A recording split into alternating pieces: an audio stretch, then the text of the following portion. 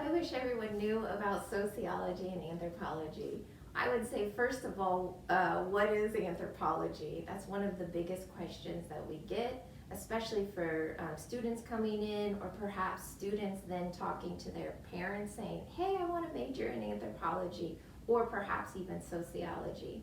So first of all, anthropology and sociology, we study humans, we study cultures, we study societies, and so there's so much that you can do with these degrees beyond being an anthropologist or a sociologist.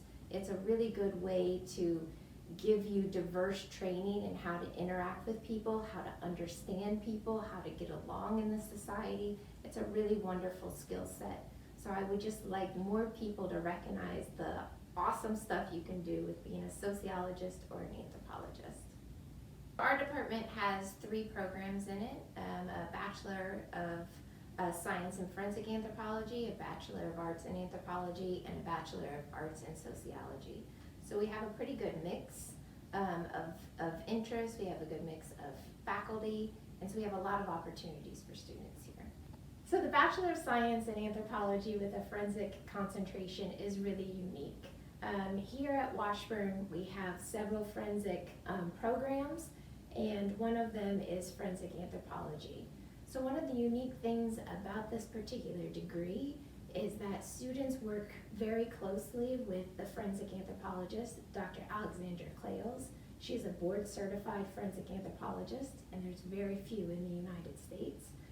As students will progress through their degree program here up to their junior and senior level, Dr. Clales will allow those high-performing students to go on active forensic casework with her. So they'll get trained in the KBI classroom using real osteological material, and then they'll put that training to use on these active forensic casework. The other really great thing or unique thing about the program is the tremendous amount of research experience. So not only on those active forensic cases, but Dr. Clales and other faculty members will do these independent research projects, independent directed readings or directed research, and make sure students get opportunities to present at national conferences. We also have a lot of our alumni that have published book chapters or peer-reviewed journal articles with Dr. Clales. So it really sets up these students for tremendous careers or opportunities to go to graduate programs. Our faculty do a lot of hands-on learning opportunities. So like all classes across Washburn, they are small class sizes, but our faculty take, I think, the extra time or the extra commitment to get our students out into the field. So for instance, Dr. Laura Murphy will take our archaeological classes out to sites across Kansas. For our sociology students, Dr. Sonia Park will also have hands-on learning opportunities. So you'll have students prepare food in classes for his food and culture course, and just a way to make sure that students get to know one another, they get to work with faculty very closely throughout their learning program here.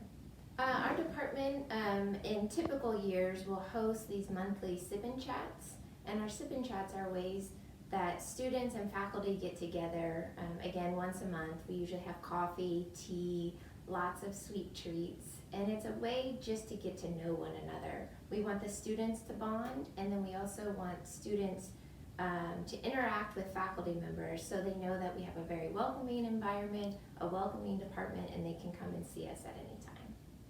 So my advice for new students coming into any of our programs here in sociology and anthropology is, one, to get to know your classmates.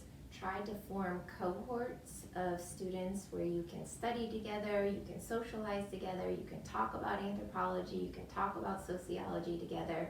In this way, it doesn't feel like you're traveling through your 4 years here at Washburn alone. My second piece of advice is get to know your faculty members. We are really here to support our students. We love when students come into the office. We love when students come into our office hours to ask us questions. We really want to help you succeed. And then my third piece of advice would be, take a lot of diverse classes. This will just make your critical thinking, your global citizenship, ethics, and diversity, your mindset just open up and become more broad. So take as many courses as you can outside of your programs as well.